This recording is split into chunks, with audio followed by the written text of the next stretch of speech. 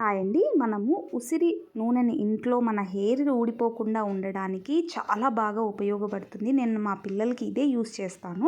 కాబట్టి నేను మీకు షేర్ చేస్తూ ఉన్నాను. ఈ సీజన్‌లో మాత్రమే వస్తాయి కాబట్టి ఇవి ఎండబెట్టినవి వేసుకోవడం కన్నా ఇలా పచ్చి వేసుకున్నప్పుడు దాంట్లో ఉన్న రసం అంతా కూడా మనకు ఆయిల్‌కి పట్టి మన హెయిర్ అనేది గ్రోత్ చాలా బాగా ఉంటుంది. చాలా బ్లాక్‌గా ఉంటుంది హెయిర్ కూడా.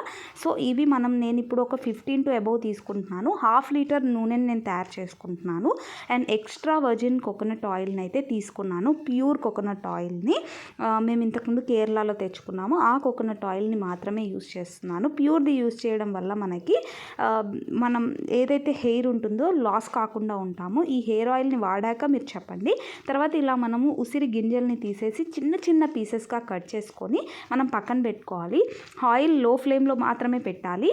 హీట్ అవుతుంది అన్నప్పుడు మనకు ఆయిల్ అప్పుడే తెలుస్తుంది కదా, కొంచెం పైన ఫ్లేమ్ అనేది వస్తూ ఉంటుంది. ఆ టైంలో మనం ఏం చేయాలంటే ఉసిరిని మనం వేయాలి. దాంట్లో పీసెస్ని బాగా బ్రౌన్ కలర్ అయ్యే వరకు వీటిని లో ఫ్లేమ్లోనే half an hour to above పడుతుంది. ఎందుకంటే అవి మందంగా ఉంటాయి కాబట్టి half an hour to above పడుతుంది. అంతవరకు వెయిట్ చేయాలి.